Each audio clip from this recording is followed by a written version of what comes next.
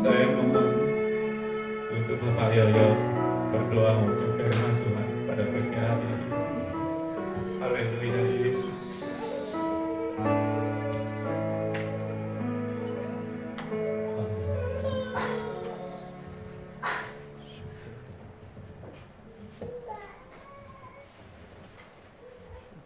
Bapak, setelah kami memuliakan-Mu lewat puji-pujian, kami akan duduk tenang untuk mendengar firman-Mu. Iya, Yesus. Mengurapi hamba-Mu yang akan menyampaikan firman-Mu, sehingga semua kata-kata yang kami dengar itu adalah firman yang benar-benar daripada Tuhan. Kiranya pengurapan-Mu atas hamba, dan juga kiranya Tuhan menyingkirkan roh yang bukan daripada. Haleluya Yesus. Kami hanya mengundang Roh Kudus-Mu saja yang akan memenuhi setiap pikiran dan hati kami, sehingga kami siap untuk menerima. Dalam nama Tuhan Yesus kami sambut firman. Haleluya. Amin. Silakan duduk kembali. Saya persilakan untuk Pak Gembala menyampaikan firman Tuhan. Ya.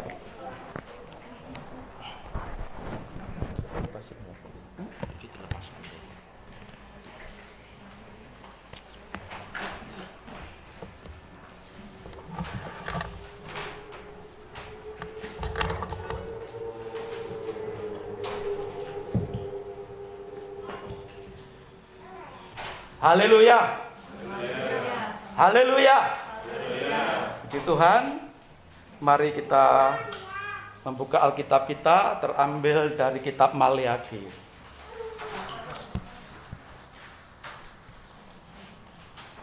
Kitab Maleakhi pasal 3.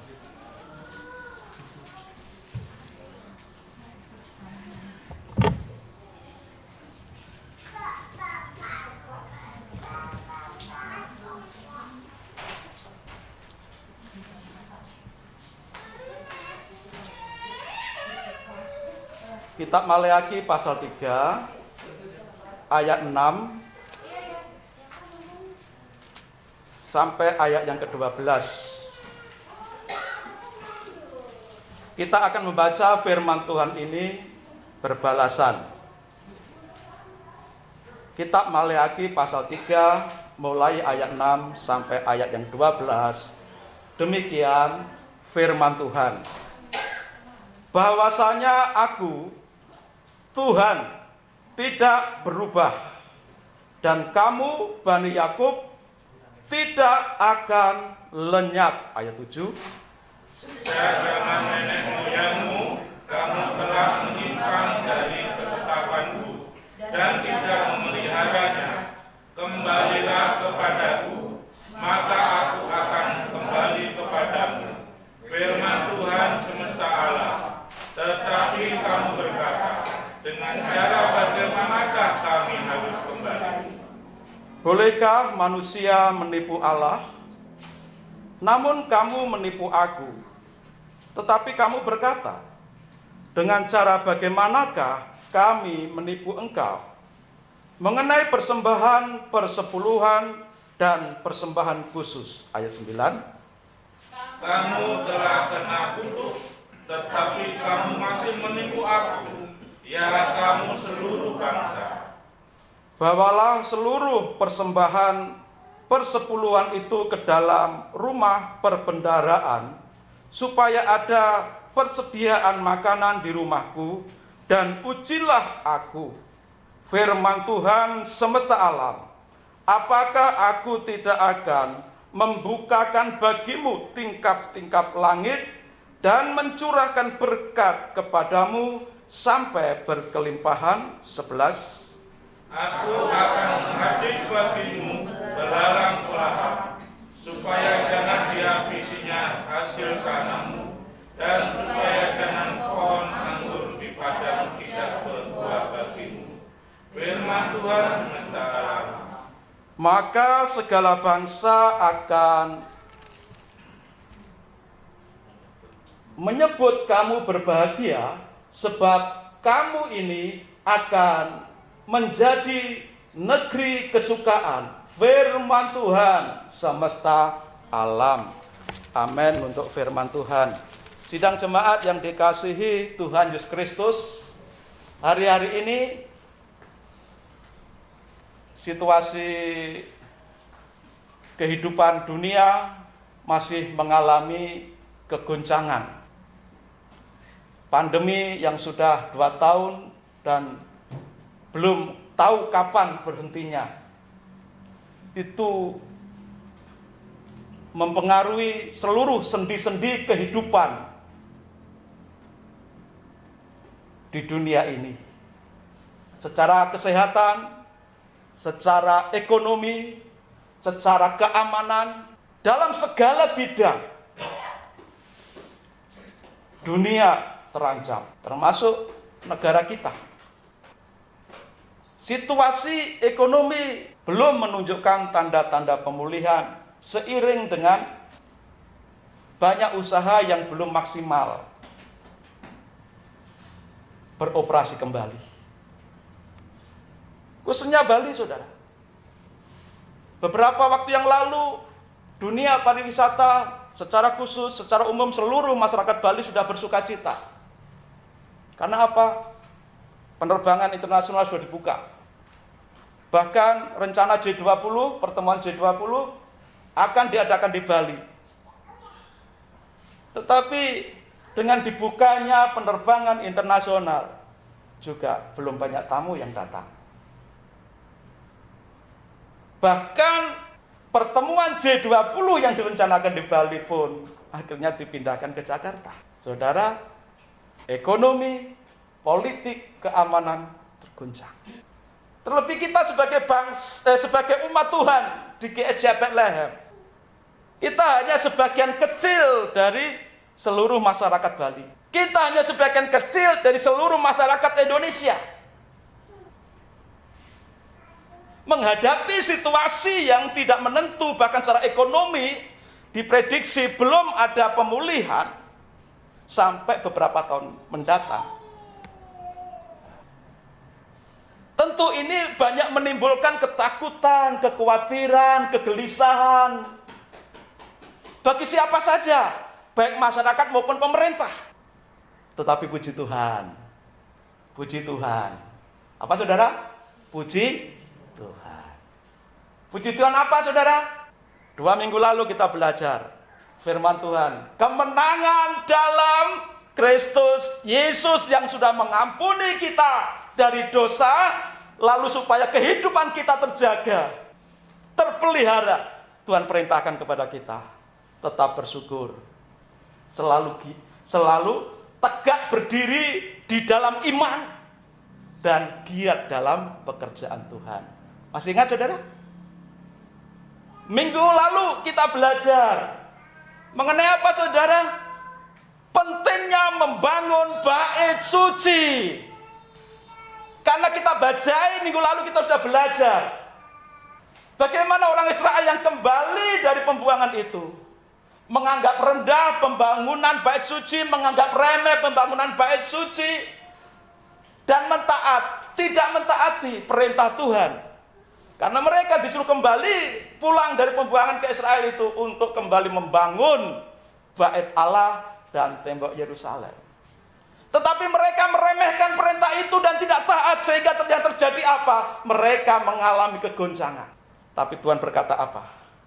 Sejak saat ini ketika fondasi bait Allah dibangun, perhatikan, selalu diulang demikian, perhatikan, aku akan memberkati engkau.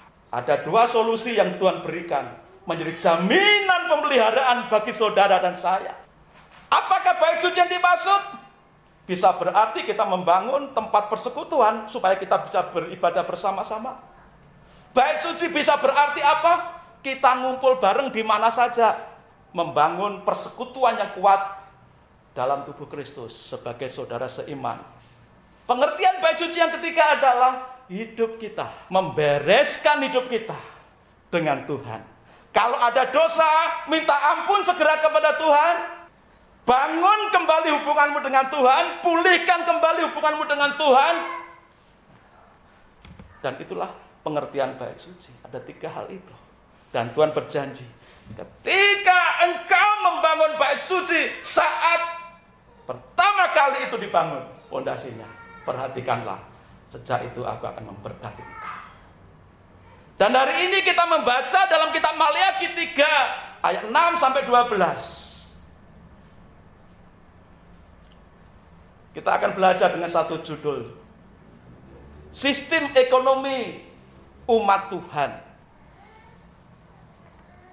Ini menjadi solusi kesekian kalinya sebagai wujud pemeliharaan Tuhan atas umat Tuhan. Maka tema kita pada saat ini adalah sistem ekonomi bait Tuhan.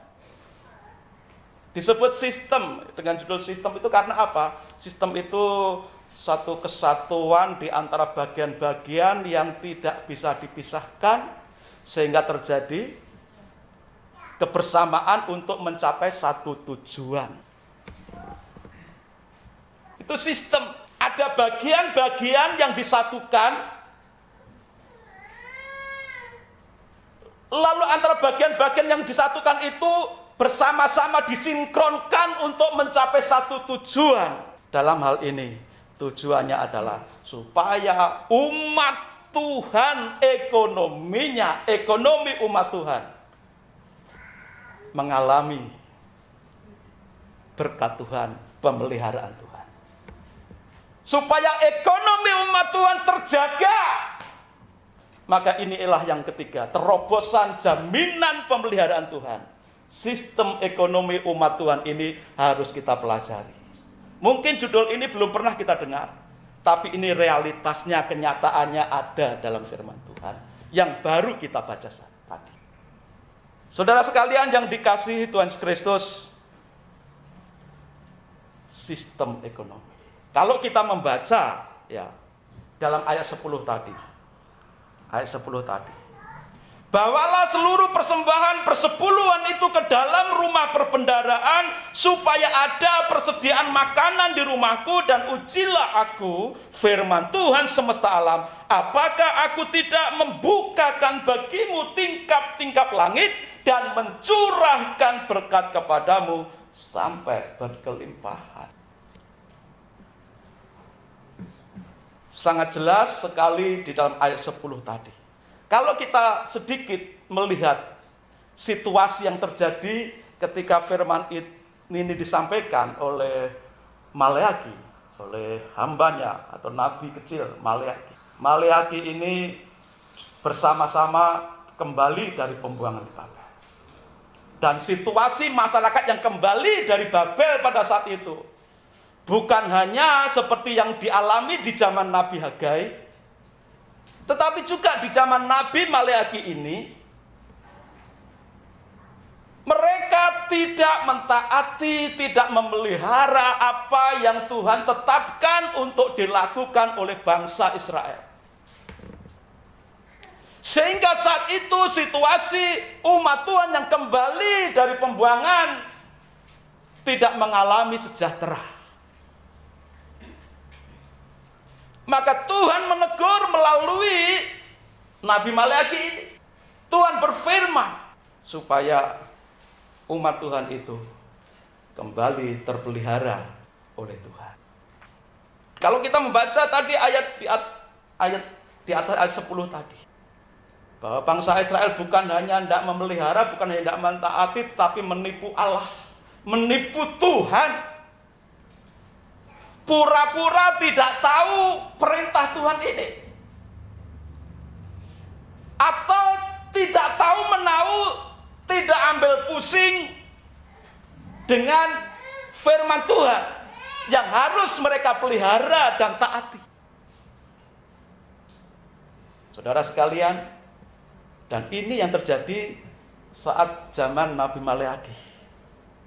Mereka pura-pura tidak tahu firman Tuhan tentang hal ini. Mereka tidak mau tahu dengan sabda Tuhan mengenai hal itu.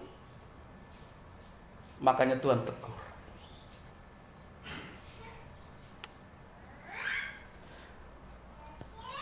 Sistem ekonomi umat Tuhan itu punya tujuan. Tujuannya tertera dalam ayat 10 tadi.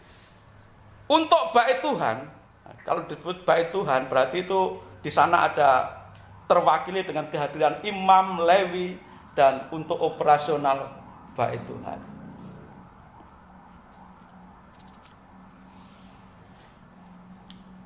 (10b) ini tujuannya supaya kenapa sistem ekonomi itu harus kembali berjalan?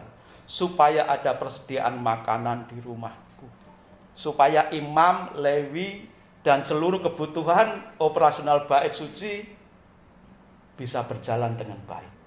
Dari mana imam bisa makan, Lewi bisa makan, bagaimana biaya operasional bait suci bisa terpenuhi? Dari umat Tuhan. Maka di dalam bagian C itu untuk umat Tuhan. Tuhan berjanji akan membuka bagimu tingkap-tingkap langit dan mencurahkan berkat kepadamu.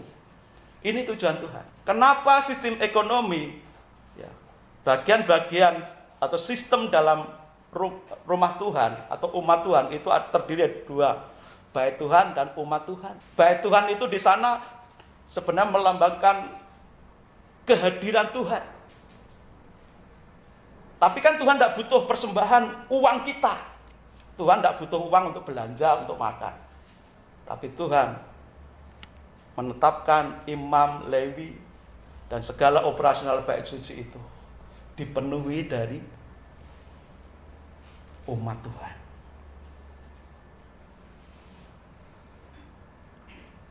Kebutuhan bait Tuhan terpenuhi dengan umat Tuhan yang setia memberikan persembahan. Sementara tujuan selanjutnya adalah umat Tuhan diberkati oleh Tuhan karena kesetiaan dan ketaatannya melakukan ketetapan Tuhan dalam hal persembahan ini. Bagaimana supaya ekonomi umat Tuhan mencapai tujuan itu? Tuhan memberkati umatnya dengan berbagai penghasilan, kan? Tuhan memberkati umatnya dengan berbagai penghasilan. Kalau ada yang bertani, hasilnya adalah hasil tani. Yang beternak, hasilnya hewan-hewan pada saat itu. Tetapi di zaman modern ini, lapangan pekerjaan semakin berkembang. Bukan hanya bertani dan beternak, tetapi di zaman sekarang ini ada yang jadi pegawai negeri, ada yang jadi tukang bangunan, ada yang jadi pedagang, macam-macam kesempatan pekerjaan terbuka luas. Sehingga apapun penghasilanmu, dari manapun, apapun pekerjaanmu, dan engkau menghasilkan sesuatu dari pekerjaanmu, Tuhan memberkati. Tuhan memberkati saudara. Dan dari semua hasil itu, Tuhan mau engkau tidak melupakan tugas dan tanggung jawabmu, supaya bait Tuhan, di bait Tuhan tersedia cukup makanan, sementara umat Tuhan tetap terpelihara dengan berkat Tuhan. Umat Tuhan mempersembahkan segala hasil kerjanya sebagai berkat Tuhan. Jadi ketika kita beternak menghasilkan hewan, ketika kita bertani menghasilkan tanaman hasil tani, kita berkebun menghasilkan hasil kebun, kita jadi pegawai negeri menghasilkan uang, jadi kuli bangunan, jadi tukang bangunan, jadi pedagang menghasilkan uang langsung mungkin cash.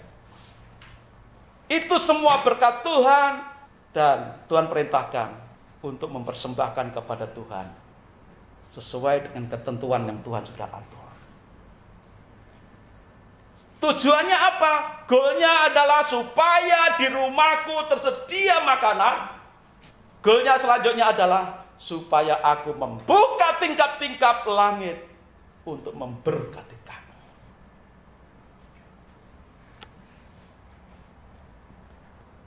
Dan ketika umat Tuhan itu setia, ketika umat Tuhan itu taat melakukan ketetapan Tuhan dalam hal persembahan kepada Tuhan, Tuhan berjanji akan semakin memberkati, terus memberkati. Kalau kita membaca ayat 10, 11, begitu lengkap firman Tuhan disampaikan di situ. Tuhan berjanji memberkati, bahkan berkelimpahan. Maka di masa-masa yang penuh dengan ketidakpastian secara keamanan, secara ekonomi, secara lapangan kerja dan usaha, ini salah satu yang Tuhan sediakan untuk kita bisa terpelihara. Kesetiaan kita, ketaatan kita di dalam memberi persembahan kepada Tuhan, itu akan membuat kita semakin terpelihara di hadapan Tuhan, karena kita taat dan setia. Saya mau mengajak kita semua untuk membaca dalam 2 Korintus 9 ayat 7 sampai ayat 13.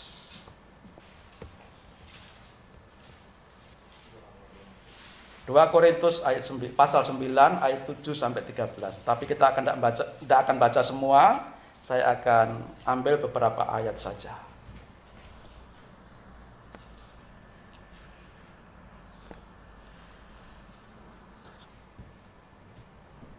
Saya akan bacakan pelan-pelan sambil disimak ya. Ini prinsip dalam memberi persembahan kepada Tuhan. Ayat 7. Hendaklah masing-masing memberi menurut kerelaan hatinya, jangan dengan sedih hati atau karena paksaan, sebab Allah mengasihi orang yang memberi dengan sukacita. Ketika kita mempersembahkan, baik itu persembahan sukar, baik persembahan sifatnya umum, persembahan khusus, persembahan perpuluhan, atau persembahan-persembahan yang lain, pastikan landasannya adalah kerelaan hati dengan sukacita, bukan terpaksa. Atau bagaimana kalau motivasinya aku memberi persembahan, ya kan 1/10 supaya Tuhan berikan lebih banyak lagi, motivasinya itu. Tidak usah menuntut seperti itu. Karena apa? Tuhan tadi sudah berjanji kepada umatnya, aku tidak akan, ya, dalam ayat yang kita baca dalam kitab Malaki tadi, Tuhan akan menepati janjinya. Tuhan tidak akan lupa dengan janjinya. Bagian kita adalah taat dan setia kepada apa yang Tuhan perintahkan. Maka ketika kita memberi persembahan, motivasinya jangan macam-macam, saudara. Macam-macam motivasi supaya aku ya kayak orang mancing itu ya, saudara. Beli cacing 1000 dapat mungkin 10 ekor ya kan. 1000 dapat 10 ekor. 1 ekor cacing dapat ikan kotok yang gede 1. mancingnya di taman pancing, sungai taman pancing. Kan dapat 10 kutuk yang gede-gede, nanti dijual jadi ya 1 ekor ikan kutuk yang alami itu mahal. Kalau 10, karena 10 cacing tadi bisa berlipat kali ganda. Motivasinya jangan seperti orang mancing, saudara. Motivasinya adalah bersyukur kepada Tuhan karena Tuhan sudah memberkati, maka sudah menjadi tanggung jawabku untuk melakukan apa yang Tuhan perintahkan. Yakinlah Tuhan tidak pernah ingkar janji. Amin, saudara. Tuhan tidak pernah mengingkari janjinya, melupakan janjinya. Nah, seringkali kita kecewa, tidak mengalami seperti apa yang Tuhan janjikan karena kita salah motivasi. Lalu ayat yang ke-8. Allah sanggup melimpahkan segala kasih karunia kepada kamu supaya kamu senantiasa berkecukupan di dalam segala sesuatu dan malah berkelebihan dalam berbagai kebajikan. Percaya enggak, saudara? Allah sanggup melimpahkan segala kasih karunia. Percaya, saudara? Dalam situasi sesulit apapun kata dunia, kasih karunia Tuhan itu tetap bisa memelihara umatnya. Umat yang tetap setia. Dalam situasi sesulit, sebahaya apapun, Tuhan tetap mampu menjaga, memelihara umatnya. Sebagaimana Tuhan menjaga janda Sarfat. Karena janda Sarfat mengutamakan hamba Tuhan lebih dulu. Maka tetap, walaupun dalam kemarau panjang, tepung masih sedikit, minyak baru tinggal sekali makan aja habis semua. Tapi karena mengutamakan perintah Tuhan, tanpa janda Sarfat ini menuntut Tuhan akan mengembalikan berlipat ganda. Dengan sendirinya Tuhan menjaga, memelihara nyawa janda Sarfat dan anaknya. Dan Allah sanggup melimpahkan segala kasih karunia kepadamu supaya kamu senantiasa berkecukupan di dalam segala sesuatu dan malah berkelebihan di dalam berbagai kebajikan.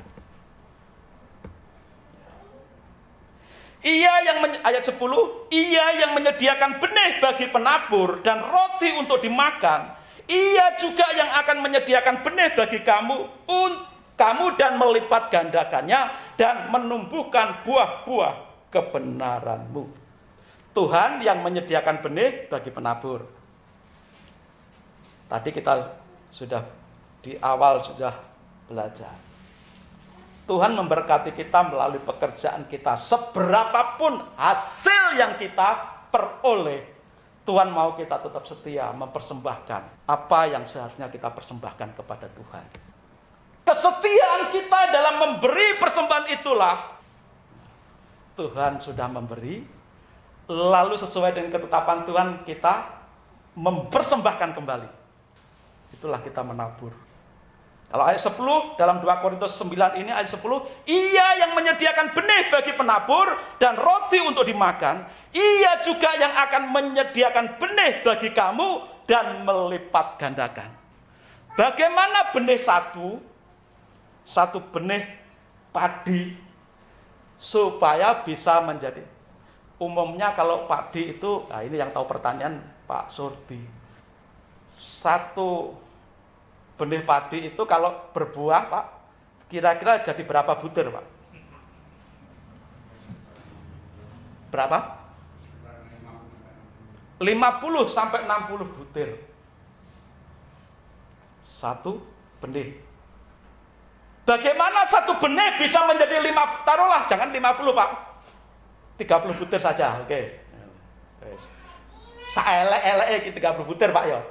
Sejelek-jeleknya 30 butir.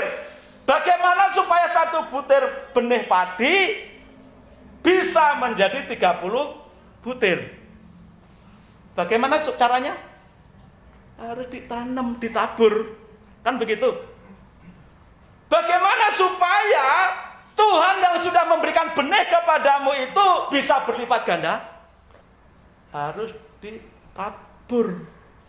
Bagaimana cara kita menabur berkat Tuhan? Kembalikan apa yang menjadi bagian Tuhan. Ada persembahan umum, ada persembahan khusus, ada persembahan 1/10. berikan apa yang menjadi milik Tuhan.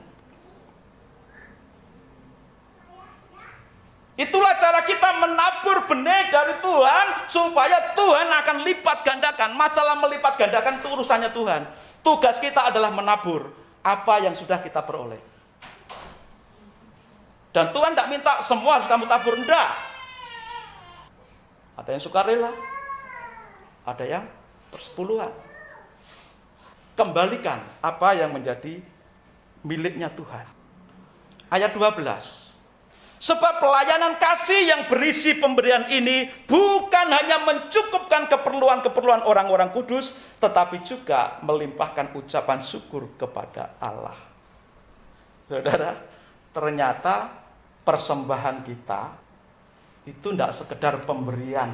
Kita memberi kepada Tuhan atau kita membayar kepada Tuhan, tapi persembahan itu merupakan juga wujud dari pelayanan kasih. Wujud pelayanan kasih kepada Tuhan. Wujud pelayanan syukur kepada Tuhan.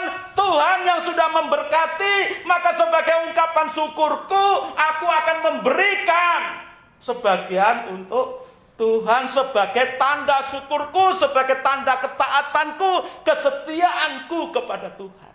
Dan ini yang dilupakan oleh orang-orang yang hidup di zaman Nabi Maleakhi. Sehingga Tuhan menegur dengan berbagai situasi sulit. Dan ayat 13, oleh sebab kamu telah tahan uji dalam pelayanan itu. Ya. Jadi rupanya kita memberi persembahan kepada Tuhan, itu merupakan pelayanan kasih. Kasih kepada Tuhan. Ya. Tentu Tuhan tidak akan langsung ambil uang kita, persembahan kita. Tentu yang mewakili Tuhan adalah bendahara atau rumah Tuhan, imam atau lewi yang diberi tugas dan tanggung jawab di gereja masing-masing.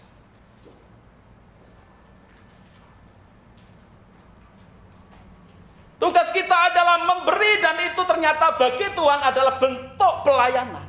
Ketika kita setia melakukan, ya, yang terjadi seperti di jemaat di Korintus. Sebab kamu telah tahan uji dalam pelayanan itu.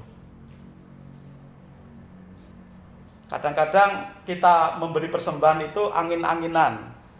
Ya, tergantung situasi hati, moodnya hati. Tetapi ayat 13 ini, kamu telah tahan uji dalam pelayanan kasih, memberi dalam hal memberi persembahan.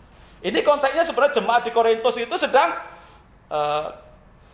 mengumpulkan dana persembahan untuk jemaat Tuhan di Yerusalem yang sedang menghadapi masa-masa sulit.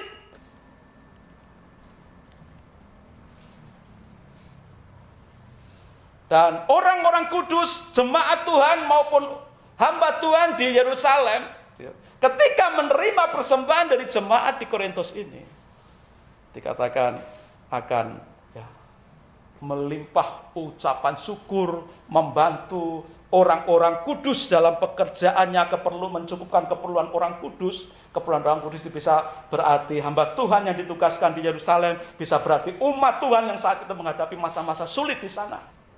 Bisa berarti juga supaya pekerjaan Tuhan pada saat itu bisa terus berkembang. Pekerjaan dalam zaman itu terfokus untuk penginjilan, penyebaran kabar sukacita, kabar keselamatan. Melalui persembahan-persembahan itulah keperluan orang kudus dicukupkan, keperluan hamba Tuhan yang ditugaskan di situ dicukupkan, keperluan penginjilan tercukupkan. Dan sekali lagi, Tuhan tidak pernah ingkar janji. Ketika setia memberikan persembahan, secara otomatis Tuhan akan seperti benih yang ditabur itu akan menghasilkan buah berlipat kali ganda. Demikian juga hidup kita, saudara. Coba kita renungkan hari ini. Jangan sampai kita mendapatkan teguran seperti umat Tuhan di zaman Maleakhi. Mungkin kita bisa introspeksi, melihat ke dalam diri kita. Kalau mungkin hari-hari ini ya, ekonomi kita menghadapi situasi yang benar-benar drop, turun drastis. Ayo kita introspeksi. Kadang-kadang dalam situasi penghasilan yang kurang, hanya sedikit, kita untuk membawa persembahan aja kadang-kadang mikir-mikir dan bahkan dengan berat hati. Mulai sekarang ayo firman Tuhan katakan, berilah dengan rela, dengan sukacita. Jangan dengan terpaksa. Dan jangan menuntut Tuhan, karena Tuhan, kalau kita harus percayalah, Tuhan yang berjanji tidak pernah mengingkari janjinya.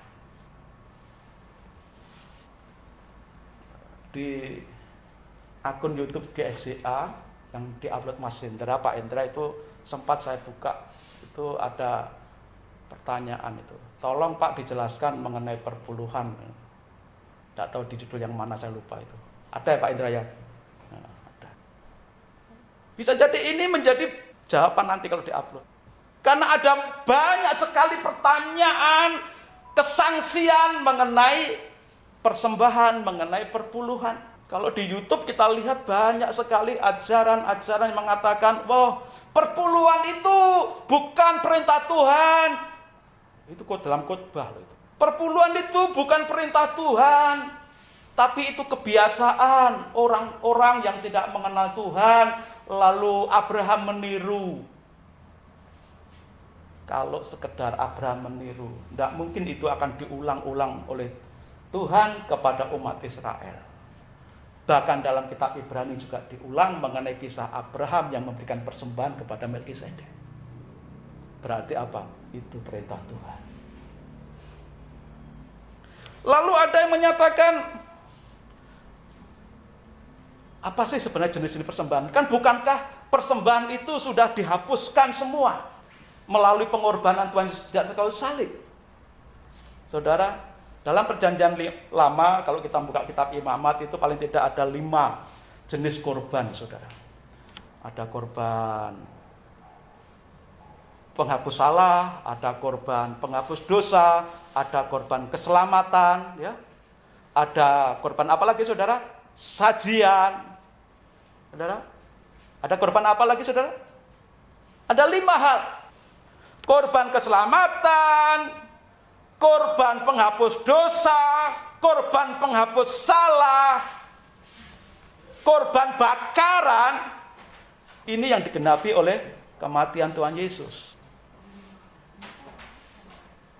Jadi orang selamat tidak harus lagi mempersembahkan, aku berkorban uang, aku bayar perpuluhan supaya aku selamat. Bukan itu, saudara. Karena semua yang menyangkut tentang keselamatan sudah digenapi di dalam diri Tuhan Yesus. Tetapi korban sajian itu ya berupa masakan. Itu wujud rasa syukur kepada Tuhan. Wujud rasa syukur kepada Tuhan yang sudah memberikan anugerah, berkat, keselamatan dalam hidup. Korban sajian, persembahan korban sajian sebagai wujud ungkapan syukur kepada Tuhan yang sudah memberkati, yang sudah menyelamatkan. Dalam perkembangan selanjutnya, korban sajian itulah yang menjadi korban-korban persembahan yang lain dalam wujud korban sukarela, termasuk juga korban persembahan khusus, juga persembahan sepersepuluhan. Karena sepersepuluhan bukan untuk supaya selamat bayar perpuluhan. Itu semua sebagai wujud syukur kepada Tuhan yang sudah memberkati pekerjaan kita, usaha kita. Lalu sebagian yang sudah Tuhan berikan kepada kita itu sebagai hasil usaha kita, pekerjaan kita, kita tabur lagi sebagai ketaatan kita kepada Tuhan. Sebagai wujud syukur kita kepada Tuhan yang sudah memberkati.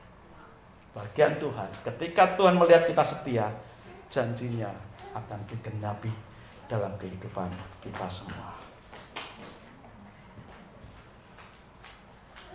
Lalu ada juga yang menyatakan kita tidak perlu lagi perpuluhan atau membawa persembahan ke gereja saat ibadah. Kenapa? Karena Tuhan mengecam para ahli Taurat itu. Ayatnya di mana?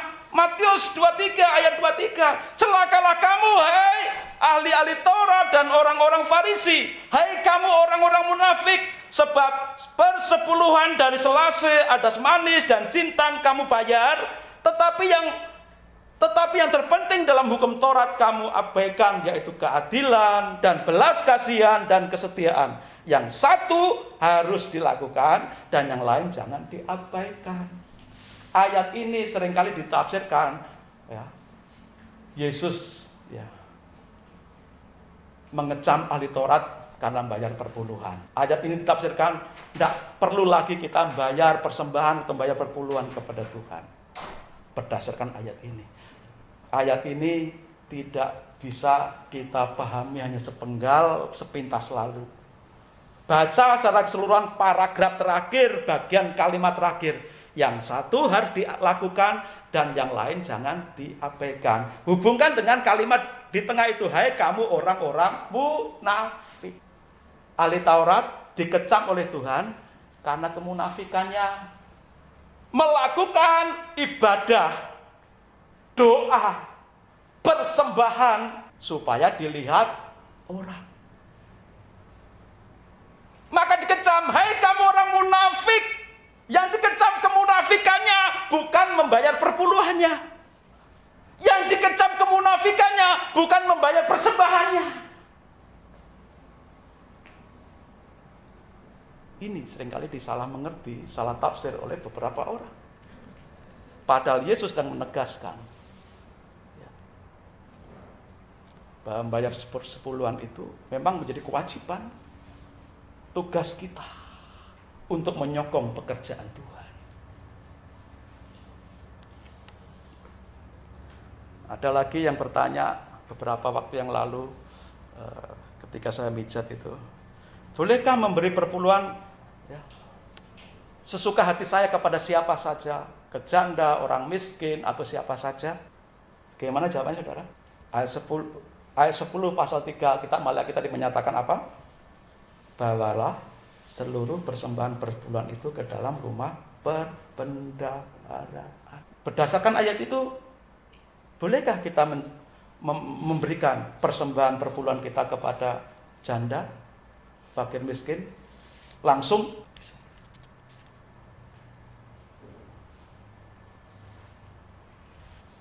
Kadang-kadang ada yang mengalihkan persembahan sesuai dengan moodnya. Perpuluhanku tak masukkan ke persembahan yang lain saja. Persembahan yang lain dimasukkan ke perpuluhan. Saudara, bolehkah seperti itu? Tuhan menetapkan macam-macam atau jenis-jenis persembahan itu dengan maksud dan tujuan yang pasti. Kalau kita sebagai umat kadang-kadang sakarepe dhewe, semaunya sendiri, mau mengatur Tuhan, wis aku mau, yang penting aku persembahkan, tak atur sendiri Tuhan. Bolehkah seperti itu? Persembahan khusus untuk hal-hal yang khusus, sesuai kebutuhan baik Tuhan, rumah Tuhan. Persembahan perpuluhan kegunaannya juga khusus. Untuk apa? Supaya di rumahku tersedia persediaan makanan untuk imam, untuk lain. Persembahan sukarela. Kalau di zaman sekarang persembahan sukarela itu biasanya disebut persembahan umum. Juga punya tujuan dan maksud tertentu. Kalau kita mau diatur sendiri semau gue, tanyakan langsung pada Tuhan. Karena masing-masing Tuhan menetapkan jenis-jenis persembahan itu dengan tujuan dan maksud yang jelas. Kalau kita mau mencoba-coba mengutak-utik dengan cara kita, tentu Tuhan tidak memperbolehkan.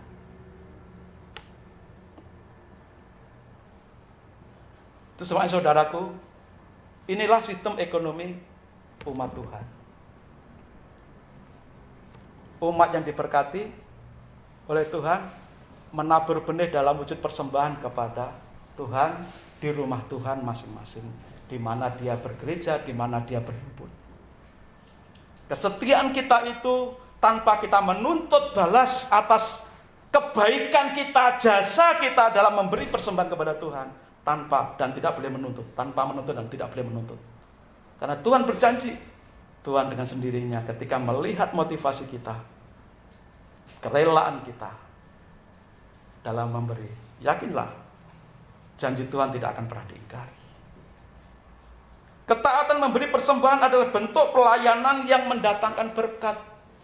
Ya, sehingga di sini terjadi satu perputaran ekonomi. Umatnya diberkati, lalu memberi persembahan. Kebutuhan imam, lewi, dan operasional gereja tercukupi, lalu memberi pelayanan bisa lebih lagi. Dan itu terus berputar demikian, saudara. Karena Tuhan perintahkan, bawalah persembahanmu ke perbendaharaan rumahku. Di mana kita bergereja, di mana kita berjemaat, berikan. Lalu bolehkah kita menabur tempat lain? Boleh. Selain dari kewajiban yang Tuhan berikan. Untuk gereja atau rumah Tuhan di gereja lokalmu di mana kita berjemaat. Boleh. Pak Slamet juga sering mendapatkan persembahan dari seperti itu. Dari jemaat lain. Ya. Kalau itu perpuluhan, harus dipastikan dulu gembalanya tahu. Kalau itu persembahan sukarela, pastikan juga gereja di mana dia berjemaat sudah tercukupi. Dan itu perlu konfirmasi.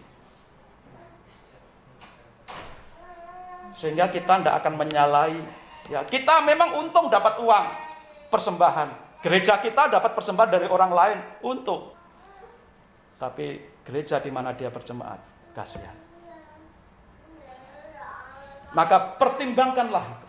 Mari kita berpikir dan introspeksi bagaimana supaya ekonomi umat Tuhan, ekonomi kita, ya, ini bisa jadi salah satu solusi untuk kita bisa mengatasi masa-masa sulit saat ini.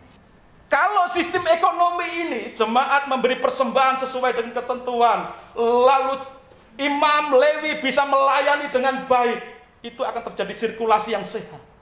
Pertanyaannya, kenapa? Ya, kita dulu latar belakang dari gereja pendatang ya, berarti di kampung kita masing-masing ya kita pernah punya gereja, bergereja di sana.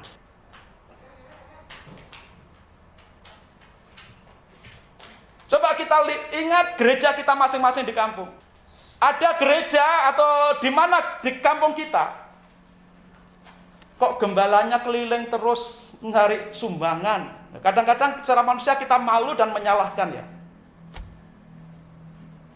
Kadang-kadang kita malu dan menyalahkan gembalanya yang keliling ya, mencari sumbangan untuk gereja lokal kita. Kalau sampai terjadi hal seperti itu, bisa jadi karena jemaat yang dilayani di kampung itu belum bertumbuh dewasa dalam hal memberi kepada Tuhan. Bisa jadi. Maka kita juga tidak bisa sepenuhnya menyalahkan gembala ini karena dia berpikir operasional pekerjaan Tuhan ini harus terus bisa berjalan. Mengharapkan jemaat belum dewasa, maka dia berusaha mencari kepada kenalan-kenalan yang bisa membantu pekerjaan Tuhan di tempatnya. Maka kalau sampai terjadi misalkan gembala kita di kampung mencari-cari ya, sumbangan ke tempat lain, ya coba kita introspeksi, apakah persembahan di rumah Tuhan itu, di kampung kita itu sudah mencukupi atau belum? Maka itu menjadi bahan introspeksi kita. Inilah sistem ekonomi yang dikehendaki Tuhan, terjadi sirkulasi yang lancar di dalam ekonomi umat Tuhan. Tuhan memberkati umatnya, umatnya memberikan persembahan, demikian juga terus. Semakin umatnya setia, Tuhan akan terus memberkati. Umatnya terus setia memberi persembahan, Tuhan akan terus memberkati. Lalu dari jemaat yang sirkulasinya, sistem ekonominya bagus inilah, Tuhan menghendaki mengembangkan usaha pelayanan. Bisa membuka panti jompo, bisa membuka yayasan, panti asuhan, bisa membuka macam-macam pelayanan penginjilan.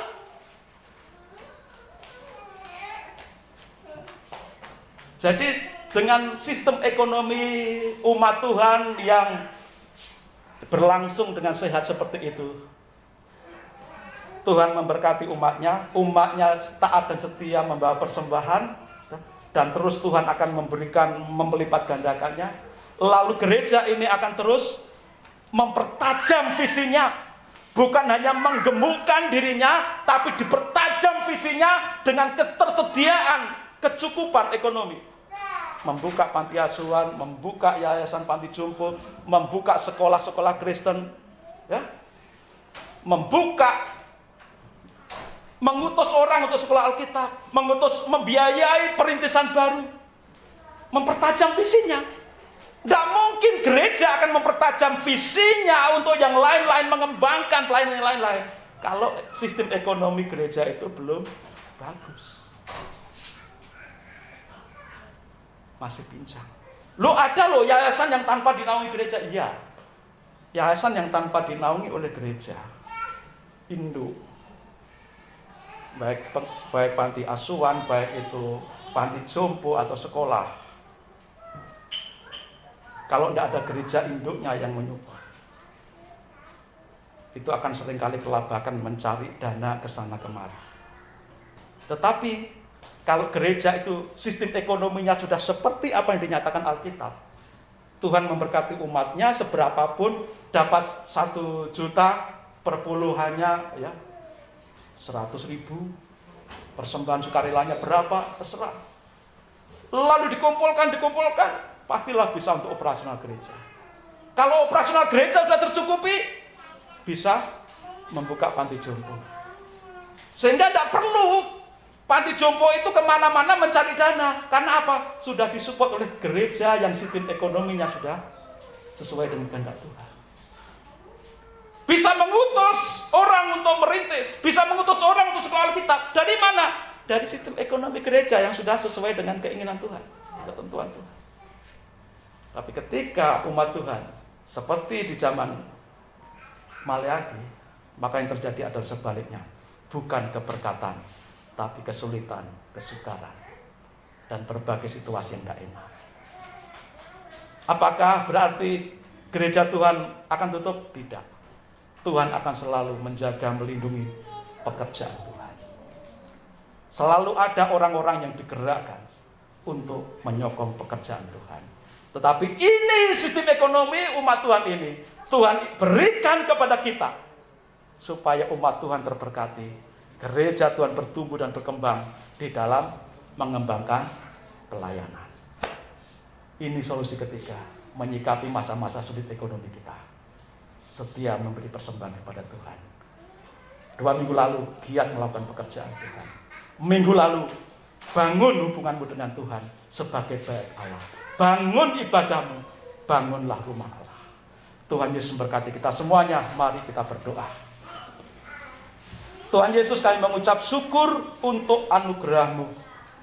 Ajar kami umat-Mu untuk setia di dalam melakukan apa yang Tuhan sudah tetapkan, supaya terjadi sirkulasi sistem ekonomi yang bagus di dalam rumah Tuhan, di dalam umat Tuhan, sehingga umat Tuhan bisa bertumbuh, berkembang, terberkati, diberkati Tuhan, dan semakin diberkati, lalu bisa semakin mengembang ke kiri ke kanan, memperluas kerajaan Tuhan. Tuhan Yesus, inilah kami umat-Mu. Kami mohon Engkau sendiri yang terus bekerja di tengah-tengah kami, di antara kami umat-Mu GSCA Bethlehem. Tuhan menyatakan kemuliaan-Mu, menggerakkan hati umat-Mu menjadi umat yang sungguh-sungguh taat memelihara ketetapan Tuhan. Kami percaya masa-masa sulit, sesuram apapun, boleh meliputi dunia ini, tetapi selama kami mentaati firman Tuhan, selalu ada terobosan, selalu ada pemeliharaan Tuhan.